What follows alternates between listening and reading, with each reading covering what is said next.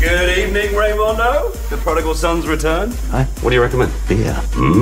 One tap, what's Et bienvenue dans un nouvel épisode hors série de Ce n'est que du cinéma. Cette semaine, on termine notre voyage à travers la trilogie Cornetto avec le dernier pub avant la fin du monde sorti en 2013. Pour rappel, la trilogie Cornetto se compose de 3 films écrits par Simon Pegg et réalisés par Edgar Wright, comprenant Shaun of the Dead, Hot Fuzz et puis le dernier pub avant la fin du monde dont on va vous parler aujourd'hui. D'ailleurs, si vous n'avez toujours pas écouté notre épisode sur Shaun of the Dead et Hot Fuzz, mais qu'est-ce que vous faites ici ? On vous encourage vivement à les rattraper, puisque les 3 fonctionnent évidemment ensemble, même si c'est des films séparés. Et du coup, pour ce faire, à nouveau, la Dream Team est là. Comment ça va, Sacha ? Ça va très bien, et je propose qu'on attend les auditeurs. Maintenant, on fait une pause jusqu'à ce qu'ils écoutent les 2 autres podcasts. Avec une musique d'ascenseur pendant 20 minutes. Allez. Comment ça va, Edouard ? Ça va super bien, merci beaucoup d'être là. C'est décidément, à chaque fois, il nous fait des voix un petit peu qui montent dans tous les... Merci beaucoup. Le cinéma. Pour le cinéma, c'est moment de popcorn. Non, mais donc, est-ce qu'on a hâte de parler de ce World's End ? Donc, en fait, en anglais, World's End, parce que parfois on va le dire comme ça, mais sinon, je trouve qu'en français, c'est pas mal traduit, le dernier pub avant la fin du monde. Est-ce qu'on a hâte de parler de ce troisième joyau, ce troisième Cornetto vert ? Hypé de ouf. Hypé de ouf. Hypé de ouf. Ok, c'est parti, alors on se retrouve dans quelques secondes. On va mettre une petite bande-annonce. Ever had one of those nights that starts out like any other, but ends up being the best night of your life? I did. Our goal that night was simple. 12 pubs, 12 pints, from the first post to the world's end. But that night, we never made it. I saw the boys the other day. We're going to go back to Newton Haven. Why? 5 guys, 12 pubs, 50 pints. 60 pints. Steady on, you alky. This is our chance to finally finish what we started. We are going to do the Golden Mile, and this time, We are going to see it through to the bitter end. Or lager end. Alors, ce World's End, d'abord je vous balance un petit peu la carte d'identité, donc réalisé par Edgar Wright, écrit par Edgar Wright et son poteau de l'extrême Simon Pegg, avec évidemment Nick Frost et Simon Pegg. Vous avez compris un petit peu la récurrence de ces films-là, et un paquet de caméos et d'autres rôles, évidemment, on va en parler un peu plus tard. 89% de positive review, 72 au niveau de l'audience, c'est peut-être le film des 3 en tout cas qui a la moins bonne note au niveau de l'audience, même si 72 ça reste tout à fait honorable. Pour les budgets, on est sur 20 millions, c'est le plus gros budget des 3, pour 46 millions de recettes, donc rentable, mais moins rentable que le Hot Fuzz qui était à 15 et qui en avait rapporté 80. Donc ce World's End, le dernier pub avant la fin du monde, déjà Sacha, sors-nous une petite bière là, mets-nous une petite pression là, qu'on se mette bien, une petite pinte, et on va pas essayer d'en boire 12 pendant le truc, mais globalement tout de suite Edouard, je te donne la parole. De quoi ça parle ? Raconte-nous un peu ce pub crawl de l'enfer. Alors en fait, on va suivre Gary, donc interprété par notre ami Simon Pegg, qui est bloqué dans son éternelle envie d'adolescence et de cette nuit, de cette soirée merveilleuse qu'il avait passée avec ses compagnons à faire la route de la Voie maltaise, donc qui font donc 12 pubs les uns à la suite des autres, boire une pinte dans chaque pub. Donc il ramène 20 ans plus tard ses amis dans leur petite ville de Newton Haven pour essayer de remettre ça et d'enfin en venir à bout de cette Voie maltaise. Mais c'est bizarre, dans la ville, tout semble avoir changé. Tout n'est pas comme avant. Non mais tout à fait, comme souvent dans les films, peut-être sauf Hot Fuzz où finalement il n'y avait pas tellement d'effets supernaturels dans Hot Fuzz, mais sinon effectivement on sent qu'Edgar Wright aime bien rajouter un élément un petit peu de genre. Après les zombies de Shaun of the Dead, ici on va être dans un monde un petit peu de robots et d'androïdes, on peut le dire, c'est pas un spoil, il est clairement dans le trailer et il arrive assez vite dans le film. Et donc voilà, je me tourne directement vers Sacha.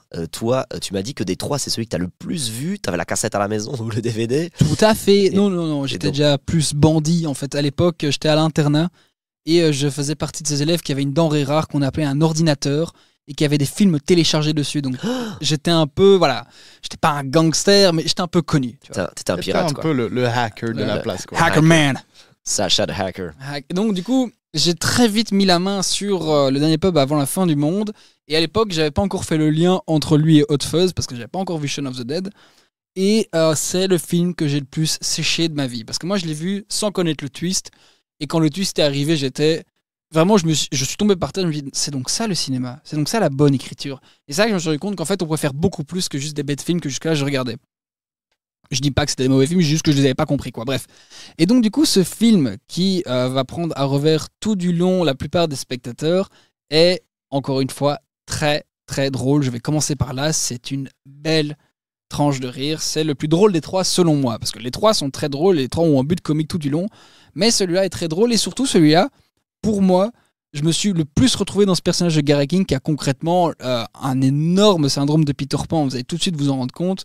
Ce gars de 50 ans a la même dégaine que quand il avait 17 ans. Alors que je pense que nous tous, si on voit nous à 17 ans, on se dit « Vieux, remonte ton pantalon, change de fringue, Superdry, c'est plus à la mode. » Voilà. Ouais, mais c'est un peu le syndrome de ils étaient 5 et ces 4 amis ont tous évolué, ont eu une situation, se sont mariés, ont eu des jobs, des carrières, etc. Tous à peu près dans des domaines différents. Mais lui, visiblement, est resté un peu gelé dans le temps. Il a pas il bougé, est nostalgique, il a toujours pas une thune, il est toujours dans les mêmes magouilles et les mêmes plans foireux. Mais après, on va découvrir un peu le twist aussi de pourquoi il veut faire ça. Mais ceci dit, moi, ça me parle super fort ce film et je pense que ça peut parler à beaucoup de gens. Ce truc de vouloir rassembler un peu les copains de la Dream Team de l'époque, revivre un truc, même si on peut jamais tout à fait revivre la même chose. Je crois que le film parle de ça. Mais c'était trop bien. Ça part super bien sur le papier, ce film, clairement. Non, c'est très drôle. En plus, c'est très effréné. On va encore le redire. Mais le montage d'Edgar Wright, c'est toujours tic-tac-toe, des plans d'insert. On raconte très vite le background. On raconte très vite des choses pour très vite enchaîner. Et donc, ces 10 premières minutes, c'est un TGV, pardon. C'est vraiment la scène d'intro où il explique il y a 30 ans, ça enchaîne, c'est très vite plié, on peut passer à autre chose. Et en fait, avec une introduction aussi rapide et aussi efficace, je trouve qu'on devient très vite des experts en la matière de qui sont ces 5 personnages. On comprend très vite, oui, lui il fait ça pour ça, parce que c'est une introduction vraiment très efficace. Et en fait, ce film confirme la règle de ma copine, bonne introduction, bon film. C'est une très bonne introduction, les 5 premières minutes de ce film sont excellentes, le reste du film est excellent. En plus, ce film fait quelque chose que je crois que c'est le seul à faire dans le monde du cinéma, c'est une double présentation des personnages principaux. Donc tu as tous leurs surnoms, peut-être même une triple, me fait le signe, me fait mon collègue Edouard. C'est ça, c'est génial. Donc tu as carrément les noms qui apparaissent un peu comme une sitcom des années 90, tu vois, genre lui c'était Pete, tu vois, c'était le gars un peu comme ça. Et puis après, il le présente en des fois Peter, tu vois, dans son bureau 20 ans plus tard, sa carrière, etc. Et donc c'est super bien fait aussi ce truc de présentation. Et donc, comme tu dis, bonne présentation, bon film, mais est-ce que triple présentation, triple fois bon film, Edward? Triple fois bon film, je veux dire que oui, moi, exactement à la manière de Sacha, c'est celui que j'ai le plus poncé, et c'est celui où très très souvent je me le mets. Et j'ai pas peur de m'endormir devant parce que je l'ai vu 15 000 fois, mais pour autant, très souvent je reste éveillé jusqu'au bout parce que c'est quand même vraiment un classique. Et il y a aussi des fois où je le termine pas, comme eux, la première fois. Donc il y a un peu ce truc très méta avec, de mon rapport avec ce film-là. Et oui, c'est vrai, comme tu me disais, les introductions des personnages sont excellentes. Ça va en 2 minutes, on a tout compris. Et d'ailleurs, le petit fun fact, c'est qu'ils ont filmé en 16 mm la partie d'avant. Ouais, pour que ça fasse granuleux et voilà, vieux, c'est quoi. ça, pour que ça fasse un peu vraiment souvenir. Et aussi même les infographies des prénoms sont très marquées années, 80, 90, tout ça. Et donc avec notamment que les surnoms des personnages, et ensuite on les redécouvre juste après quand il essaie de les convaincre, parce qu'il y a cette petite phase de il faut convaincre les copains de refaire ce truc, alors que bon, maintenant on a 40 piges, on est bien installé, on n'a pas envie de se taper 12 pintes d'un coup, parce que on n'a plus la même façon d'encaisser que quand on en avait 18. Plus la même descente, quoi. Voilà, c'est ça. Pourtant Gary, quand même, il en a une, je n'aimerais pas la remonter à vélo, si vous voyez ce que je veux dire. Et d'ailleurs, il y en a un des 5 qui a eu un accident un peu lié à l'alcool et qui très vite est joué par Nick Frost, qui lui ne veut plus boire et donc il boit de l'eau, et c'est-à-dire ça crée un truc un peu comique, un peu pression sociale au début, pression, haha, jeu de mots, la pression sociale. Et c'est ce truc de l'eau d'ailleurs qui donne lieu à une des répliques que je préfère du film, genre mais être dans un pub et boire de l'eau, c'est un peu comme être un lion et manger du tofu. Je trouve qu'elle est juste parfaite. Mais ça n'a aucun sens. Exactement. Évidemment que ça n'a aucun sens. Et donc oui, non, c'est vrai que ce personnage du coup joué par Nick Frost, encore une fois, qui est pour une fois vraiment pas du tout comme le personnage principal, quoi. C'est vraiment la première fois où il y a vraiment une différence flagrante. Ils ont pas le même job, ils ont pas la même vie, ils ont peut-être été extrêmement amis dans le passé, mais maintenant c'est vraiment plus le cas. Et même si Gary rappelle tout le temps sa loyauté et le fait que c'était son meilleur ami, etc. Et après il y a tout ce côté de légende arthurienne, donc Gary King, Andy s'appelle Knightley, donc Knight, chevalier, la loyauté, tout ça. Et c'est un peu comme ça pour tous les personnages. Et donc déjà c'est ultra bien foutu. En fait on comprend directement ce qu'ils ont voulu faire avec du coup cette odyssée. Et en fait il y a vraiment un trajet aussi à effectuer de lui qui n'a n'a toujours pas guéri de ce truc de Peter Pan et qui a envie du coup de terminer ce qu'il a jamais pu terminer en fait. Il y a ce truc d'inachevé en fait. Donc du coup lui mentalement je pense qu'il a jamais pu passer outre cette soirée mémorable et je pense qu'on a tous envie de revenir à une soirée mémorable dont on se rappelle avec nos amis quoi. Ça pourrait être top et lui c'est ça qu'il recherche en fait pour aller jusqu'au bout et enfin peut-être passer la barre de devenir enfin un adulte et également de vivre tout simplement une vie d'adulte quoi. Ouais, après avoir passé le bar, il veut passer la barre. On a bien compris. Oh là là, C'était mais hilarant, c'est un aujourd'hui. festival, c'est un festival aujourd'hui. Non mais c'est vrai que je voulais rebondir un peu plus tôt sur la relation Nick Frost et Simon Pegg. Moi ça m'a fait presque de la peine et je suis pas le seul à le dire dans certaines reviews, je vois ça. Ça fait presque de la peine de voir qu'ils se disputent vraiment parce que c'est le troisième joyau des trois. C'est des buddies, ils s'entendent hyper bien dans la vraie vie, ils sont probablement meilleurs amis et tu les vois quand même, il y a de l'antagonisme entre les deux, ils se disputent beaucoup et même vers la fin il y a vraiment un moment où ils se mettent des tatanes un peu et j'étais là genre mais vous frappez pas les copains, mais vraiment j'étais Vous êtes presque, copains. tu sais après avoir vu le marathon des trois t'es un peu genre mais non mais ça peut pas finir comme ça. C'est peut-être un tout petit nitpick, un petit truc où on dirait genre le film aurait peut-être pu faire un scénario où ils se sont un peu moins antagonistes mais en même temps c'est parfait et moi j'ai trouvé ça super de voir Nick Frost jouer un rôle sérieux quoi. La première scène à son bureau en mode avocat d'affaires ou je sais plus quel job il a ou promoteur, je sais pas, vous pouvez Il est me corriger. avocat, C'est ça. Mr. Knightley, Felicity. you have a friend here to see you. No, I don't. This is a bit grown up, isn't it? Yep. C'est cool parce qu'il fait toujours des rôles un peu pâteaux, un peu comic relief, un petit peu voilà, un peu gaillard quoi. Et là, bah, c'est classe de le voir un peu comme ça, un peu comme on avait cité Simon Pegg qui en flic était tout à fait crédible, en flic surentraîné dans Hot Fuzz avec une vraie physicalité et une vraie menace entre guillemets. Bah je trouve ça super chouette. Franchement, mais le casting à nouveau, Bill Nighy réapparaît, Martin Freeman qui était déjà présent dans tous les films, là il a un vrai rôle. C'est un des cinq, un des 5 chevaliers quoi.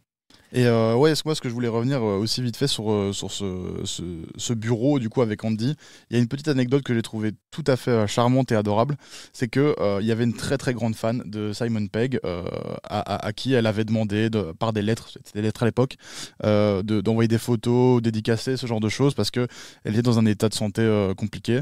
Et en fait, il lui avait envoyé à un moment, c'est pas très français ce que je dis, mais c'est pas grave. Et en fait, elle n'avait pas eu le temps de les recevoir, en fait, ces lettres, donc super triste. Et en fait, le film n'était pas encore fini d'être écrit et il a mis son prénom, donc Felicity, qui est son assistante de l'avocat, c'est le prénom de cette jeune fille qui était fan. Et petit hommage que j'ai trouvé super adorable de leur part pour montrer à quel point c'est des mecs super. Moi, je vais vite rebondir sur le fait que tu disais qu'il y avait une véritable antithèse par rapport aux deux films d'avant où pour une fois Nick Frost joue un personnage pas plus profond mais plus sérieux. Moi je vais juste revenir, j'ai utilisé ça comme prétexte pour partir de la continuité qu'il y a entre les trois films. On l'a dit, aucun rapport entre les trois films, hein. Cornetto bleu, Cornetto rouge, Cornetto vert. On dira un peu plus tard pourquoi vert, mais bref. Il y a toujours encore une fois ce montage hyper tchic-tchac-tchouk. Il y a encore la vanne de la balustrade qui est toujours si hilarante. 4 fois elle apparaît dans ce film là, la balustrade. Trop drôle, ils ont bien fait. Mais par rapport aux deux autres, je trouve que c'est le film qui s'essaye le plus et qui prend le plus de risques, à mon avis. Parce que eux, ils font pas ça pour l'argent, ils font pas ça pour le challenge, ils font ça vraiment pour l'amour du cinéma. Et ils ont exploré un genre qui n'était pas spécialement populaire à l'époque, il l'est toujours pas, c'est presque un genre niche en fait, je sais pas comment on l'appelle, le genre un peu invasion alien, bref. Et c'est un film qui, on pourrait croire après avec la première demi-heure que ça va être une comédie, somme toute très simple, très efficace. Pas du tout, parce que c'est le moment où le twist arrive et le film te prend complètement au contre-pied. Et je trouve ça vraiment ballsy de leur part de pas faire comme dans les deux films d'avant, les deux exercices d'avant, juste on prend un thème, on l'étoffe un peu, on prend quelques jours de cinéma et on fait un film qui, globalement, va plaire à tout le monde. Parce que moi, j'ai vu ce film avec plusieurs de mes potes à l'époque, et une fois sur deux, le mec disait « Attends, je comprends pas, comment est-ce que par le film, on peut pas revenir au début ?»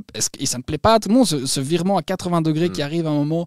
Quand, comme par hasard, James Bond arrive, on va pas spoiler lequel, mais il y a un James Bond qui revient. Ouais, après Timothy Dalton dans Hot Fuzz, on a un autre James Bond retraité qui vient faire une apparition. Plus irlandais, mais bref. Et j'ai trouvé ça très fort de leur part, pour conclure cette trilogie, de tenter un truc aussi, pas niche, parce que c'est pas si niche que ça, j'exagère, mais en tout cas plus déclassé.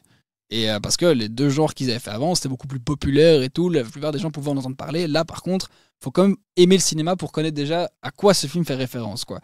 Donc ça, j'ai trouvé ça déjà de base très fort. Ce que j'ai bien aimé aussi avec du coup encore une fois ce changement, en fait il y a vraiment ce moment où ils se rendent compte de la menace, il y a vraiment un changement de ton vraiment qui devient un peu à la rigueur angoissant, j'ai envie de dire, et en fait c'est aussi un peu le moment où spoiler alert, Andy s'enfile 5 shots et c'est reparti. Comme à la belle époque, on va aller s'en sortir tous ensemble, on va finir ce marathon et se carrer les pattes ailleurs de ce petit village. Et en fait, il y a aussi un truc que j'aime beaucoup, moi, dans ce film, que j'avais pas forcément remarqué avant. C'est en fait, c'est aussi encore un truc comme dans, par exemple, Shaun of the Dead, il y a ce parallèle avec être un zombie dans la vraie vie, donc métro, boulot, dodo, etc. Et là, ça revient un peu dans le sens où... c'est des mecs qui reviennent, c'est ce côté de t'es parti dans une grande ville, aller faire des études ou travailler, faire ta vie, et quand tu reviens dans la ville qui t'a vu naître, où t'as passé tes 20 premières années, il n'y a plus rien qui est vraiment pareil, quoi, et tu reconnais plus personne, et plus personne te reconnaît, et c'est un peu ce côté aliénant, du coup, dont parle un peu une chanson que j'adore, d'ailleurs, je la recommande, la chanson End of Beginning de Joe, que tout le monde a entendu. Ah, j'adore. Voilà, et ça m'a fait cet effet-là de on revient dans sa ville, et en fait, c'est la même chose, mais pas du tout, en fait. Et c'est ce côté-là que j'avais même pas capté encore avant, parce que c'est ça qui est bon, je trouve, avec World's End, c'est que chaque visionnage peut vraiment... on peut redécouvrir le film à chaque visionnage, il n'y a aucun problème avec ça. Et moi, je trouve ça fantastique qu'il est en fait vraiment, c'est celui des trois où on peut le regarder encore et encore, et toujours redécouvrir un truc sympa ou un truc qu'on n'avait pas capté ou un truc qu'on aime plus maintenant que nous on a évolué en tant que personne. C'est fantastique, voilà, je l'aime beaucoup pour ça en fait. Je trouve que tu as vraiment mis le doigt dessus, le mot aliéné, aliénant. Le fait de revenir après avoir été dans la grande ville, avoir fait des études, avoir complètement changé de vie, revenir 20 ans après. Il y a presque un sous-texte de métaphore qu'en réalité, les robots, les androïdes qui auraient soi-disant remplacé, c'est aussi une métaphore pour dire qu'il y a vraiment un côté où on ne parle plus du tout la même langue. Toi, tu reviens dans ton village, tu as ce souvenir gelé dans le temps d'il y a 20 ans, mais en réalité, peut-être qu'ils ne sont pas robots, finalement, ils sont juste eux-mêmes, mais toi, tu es tellement loin d'eux en termes de parcours que tu as voyagé dans ta vie, que du coup, tu les vois comme des robots. Presque. Il y a même ce sous-texte-là, en fait, qui est une espèce de métaphore, un peu comme les zombies étaient clairement une métaphore du métro boulot dodo, très aliénant aussi. C'est vraiment le terme, en français, c'est parfait, quoi. Tu t'as vraiment mis le doigt dessus, et je trouve ça vraiment toujours super dans Edgar Wright, c'est que c'est des pastiches, c'est avant tout un maître du pastiche, mais il y a chaque fois un sous-texte qui est vraiment bien fait, quoi. Vraiment, vraiment. Et c'est hyper référencé. On n'a pas encore parlé de tous les callbacks. Peut-être que je trouve qu'il y en a peut-être un peu moins dans celui-là que dans les deux premiers, qui étaient vraiment genre, mais ping bang poum les références, mais il y a quand même plein de références à des plans copier-coller de Scott Pilgrim, de plein d'autres films. Mais après, en fait, dans les deux premiers, c'est-à-dire qu'il n'avait pas encore toute l'XP à amasser, quoi. C'est ça aussi le truc que... il a évolué depuis, il est passé Dragofeu maintenant. Exactement. Voilà, c'est ça. Donc World's End a vraiment montre un peu aussi, en fait, pour lui également dans sa carrière de réalisateur, j'ai envie de dire, un véritable tournant, parce que c'est à partir de ce moment-là qu'il a dit bon, on va arrêter un peu les conneries, entre gros guillemets, hein, attention, hein, c'est des très très belles conneries, évidemment. Mais après, il s'est essayé à du coup Baby Driver, donc qui est beaucoup plus américain, beaucoup plus bagnole, braquage, donc c'est pas du tout son style. Et ensuite, un Last Night in Soho qui a plu ou déplu, peu importe, mais qui est du coup vraiment tourné vers le thriller, l'horreur. Et c'est ultra intéressant de voir son parcours. Et là d'ailleurs, apparemment, ça arrive fort et ça arrive la MIF. Voilà, il y a du Simon Pegg et du Edgar Wright que j'ai vu discuter il n'y a pas plus qu'une semaine pour peut-être refaire un projet. Donc j'ai évidemment ultra hâte, parce que j'adore ces deux mecs, hein, évidemment. Et on leur souhaite tout le meilleur. Enfin, Cheimas. And we're back. Just like the Five Musketeers. 3 Musketeers, isn't it? It's 4 if you count D'Artagnan. Well, nobody knows how many there were, really, do they, Pete? I mean, history's a sketchbook. Hey, you do know that the 3 Musketeers is a fiction, right? Written by Alexander Dumas. A lot of people are saying that about the Bible these days. What, that it was written by Alexander Dumas? Don't be daft, Steve. It was written by Jesus. Moi, je vais juste rebondir rapidement, parce qu'encore à l'époque, il était encore dans son cocon, tu vois. Ok, il avait déjà 2 fois plus de budget, il avait déjà 2 fois plus d'expérience, mais il restait toujours avec son pilier, en fait, son Simon Pegg présent à l'écriture, et à mon avis derrière la caméra à certains moments, mais bon, bref. Il était encore avec toute sa team. Et là, ça se voit que c'est vraiment devenu... Tu sens qu'ils ont tous grandi, et que là, c'est beaucoup plus naturel dans les dialogues et la connivence qu'il y a entre eux. Je trouve que c'est d'un naturel fou, genre vraiment de voir... Je te jure, j'ai vraiment cru à cette amitié entre ces 5 ces 5 chevaliers, en fait, j'y ai vraiment cru et je trouve ça très très fort de voir le naturel qui se dégageait de chacun d'entre eux, alors que certains acteurs avaient 2 lignes dans le film d'avant, voire une à peine. Je trouvais ça très fort. Et ce qui est chouette aussi dans un film où il y a autant de personnages, où ils ont tous autant d'intrigues, autant de sous-intrigues, autant d'intérêts, autant d'enjeux, en fait, de permettre à chacun de grandir tout au long du film, de chacun d'avoir son propre parcours. Je trouve ça très rythmé et surtout très bien équilibré. En fait, évidemment, le personnage principal de Gary King aura une plus grosse évolution, plus de parties, mais je trouve que c'est très chouette que les projecteurs se soient attardés un peu aux autres personnages, quoi. Enfin, ça paraît logique en fait dans un film où il y a 5 personnages que tout le monde ait droit à sa part, mais étonnamment dans tous les films tout le monde n'a pas droit à sa part du gâteau. Je pense notamment à Suicide Squad avec surtout Will Smith et surtout Robbie Williams. Comment elle s'appelle? Margot Robbie. Margot Robbie. Oui, pas tout à fait pareil.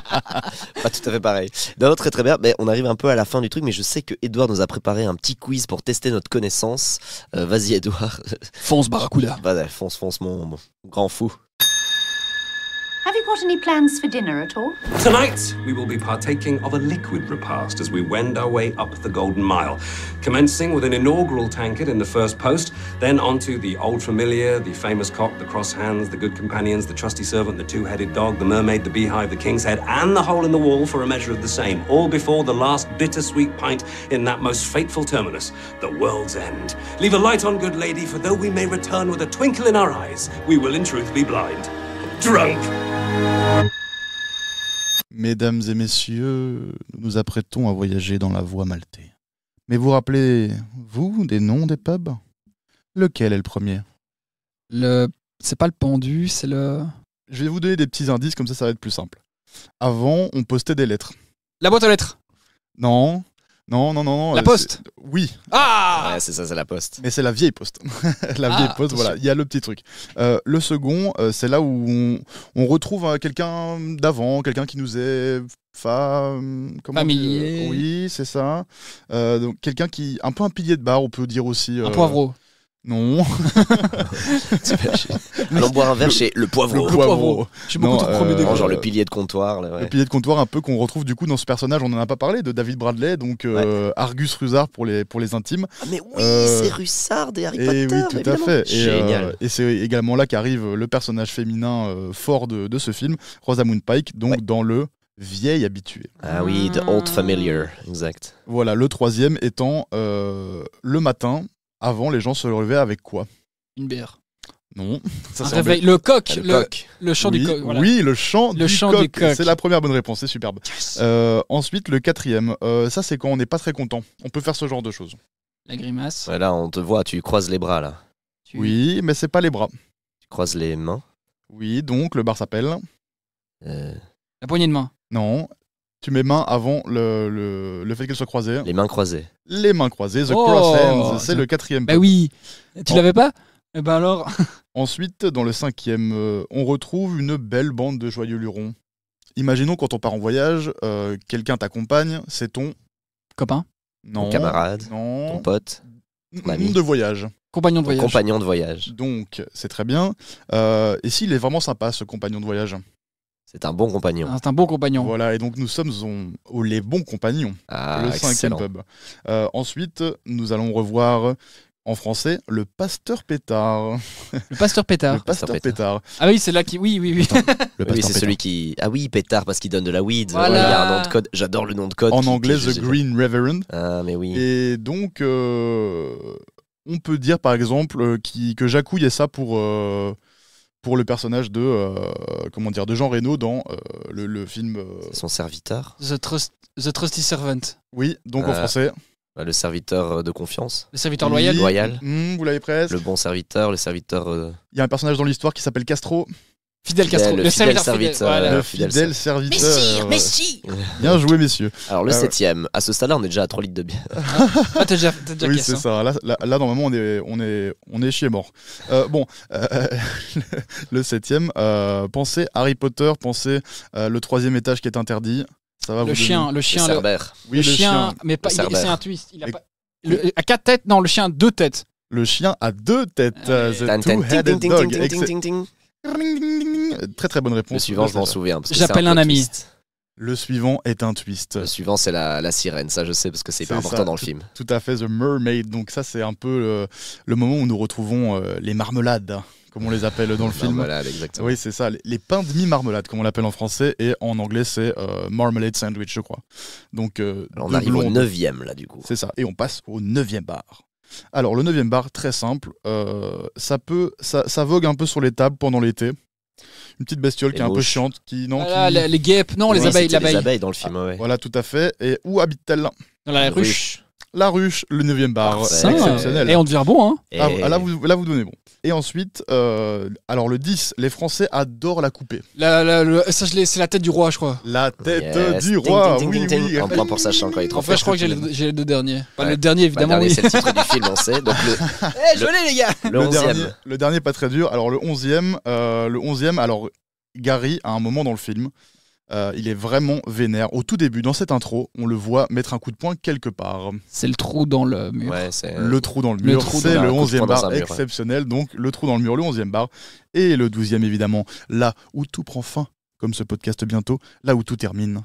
Ouais, The World's End en anglais. Le dernier pub avant la fin du monde. La fin du monde. La fin du monde, magnifique. Merci beaucoup pour ce jeu, les amis. Eh bien, merci ce jeu qui était For the Greater Good. The Greater Good. J'espère que ça vous a plu. Si vous avez la rêve du Greater Good, c'est que vous avez été fidèle à nos 3 épisodes hors série de cette trilogie Cornetto. Et il faudrait peut-être qu'on dise un peu... le classement. Il faudrait maintenant qu'on arrive à la fin. Moi je l'ai, c'est assez facile mon classement, il n'y a pas match pour moi. Je vous le donne d'abord parce que je suis seul autour de la table qui ne connaissait pas les films. Donc là vraiment à frais, peut-être que dans 10 ans je les regarde et ça change. Mais clairement Hot Fuzz numéro 1, c'est mon préféré. Shaun of the Dead 2e alors que j'avais des petites critiques dessus. Et le 3e malgré tout, voilà, le pub jusqu'à la The World's End, un petit peu le 3e malgré tout. Mais de pas grand chose. T'as bu les 12 pintes en fait avant de venir. Non, bah t'imagines, si j'arrivais à articuler comme ça avec 12 pintes, on serait franchement impressionnant. Donc ça c'est un classement, voilà, c'est 2-1-3 pour le faire comme ça.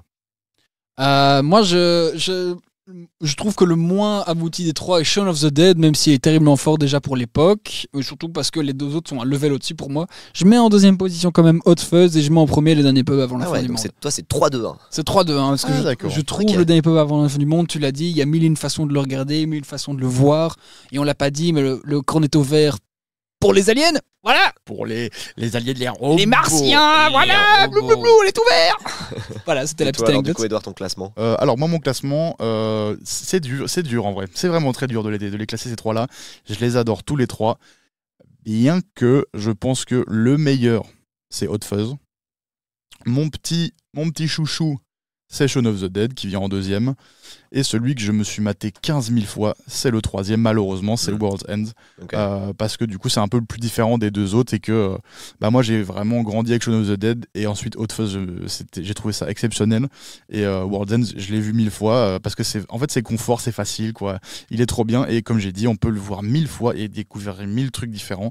Donc, c'est toujours un régal, mais voilà. Donc, Hot Fuzz, Shaun of the Dead, World's End pour moi. Donc 2-1-3 comme mon classement du coup, mais très bien. Dites-nous aussi sur les réseaux ce que vous préférez comme classement. D'ailleurs on le dit pas, mais si vous étiez dans le studio vous pourriez voir qu'on a les 3 DVD qui sont devant nous, qui nous regardent depuis tout à l'heure. C'est les DVD que Edouard nous a ramenés des 3 films. On vous fera une petite photo pour voir le behind the scene de cet épisode. En tout cas nous on espère que ça vous a plu. N'hésitez pas à nous donner des idées aussi sur Instagram d'autres trilogies. Il y en a tout plein à travers le cinéma, ou même des films, des pépites, des choses un peu cachées, un peu hors série que vous voudriez nous entendre commenter en hors série. Et puis nous on se retrouve très bientôt. À ciao les copains. Gros bisous. Ciao. What do we do? Let's finish our drinks.